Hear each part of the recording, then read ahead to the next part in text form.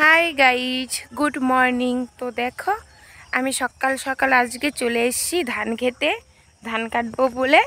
তো এই যে দেখো, আমাদের ধান পেকে গেছে, এখন কেটে নিলে হয়ে যাবে। তারপরে আবার শুকিয়ে বাড়িতে নিয়ে যেয়ে তারপরে মেশিনে ধান বের করতে হবে।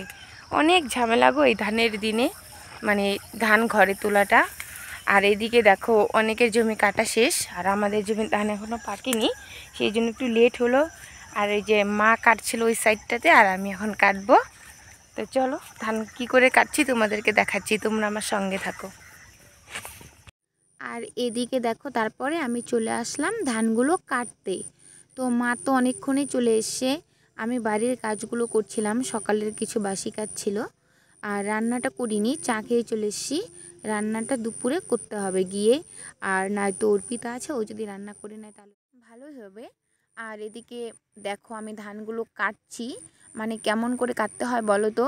লাইন করে কাটতে হয়, ও পাশ থেকে এ পাশে আসতে হয়, আবার এ পাশ থেকে ও পাশে যেতে হয়, ছোট ছোট ঘুপ নিতে হয়, তারপরে কিন্তু এইভাবে কাটতে হয়। কারণ কি, সারা ক্ষেত তো আর একবারে ঘুপ নিলে উঠানো যাবে না, সেই জন্য মোটামুটি 7টা-8টা করে ধানের থোপা যে আছে, থোপাগুলো মিলিয়ে একটা সোজা করে সুন্দর করে মাপের মতো হয়ে যায়। কিন্তু তখন কিন্তু ধানগুলো ওইভাবে কেটে নিলে সুবিধা হয়। আর দেখো, ওই ধানের আগালগুলো ভেঙে এদিকে সেদিকে হেলে পড়ে আছে, সেই জন্য যখনই আমি ধান কাটছি তখনই কিন্তু সোজা করে নিচ দিকে আগালটা হেলিয়ে তারপরে রাখছি, যাতে বাঁকা ধানগুলো নিচে পড়ে নষ্ট না হয়, সোজা সোজা হয়ে আগালের দিকে চলে থাকে।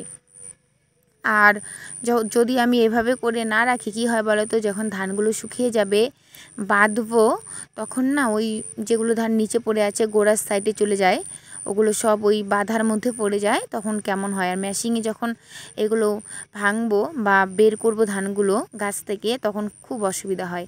তো তারপর তোমাদের সঙ্গে গল্প করতে করতে ওই ক্ষেতটা তো হয়ে গেছে, এখন চলে আসলাম আরেকটা ক্ষেতে। তো এখানেই আমাদের 4টা ক্ষেত আছে, তো 4টা ক্ষেতের একটা করে নিয়ে তার পাশের ক্ষেতটাতে শুরু করলাম কাটা। তো এখানেও দেখো কি সুন্দর ঘাস, নিচটাতে সবুজ সবুজ।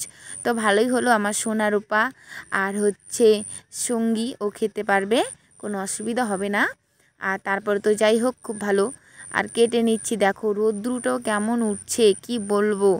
আর খালি শরীরে চলে আসছি ধান খেতে, শরীর একদম কেটে যাচ্ছে ধানের আগালগুলোতে, আর পাতাগুলো না এত ধারালে, তো কিছু বলার নেই, এমন করেই কাটছিলাম। আর রোদ্রে গরমে প্রচুর জ্বলছিল শরীরটা। তো যাই হোক, আমি তো এইভাবে ধান কাটি, তোমরা কিভাবে করো আমাকে অবশ্যই কমেন্ট করো। আমার ভিডিওটি ভালো লাগলে লাইক শেয়ার কমেন্ট করো।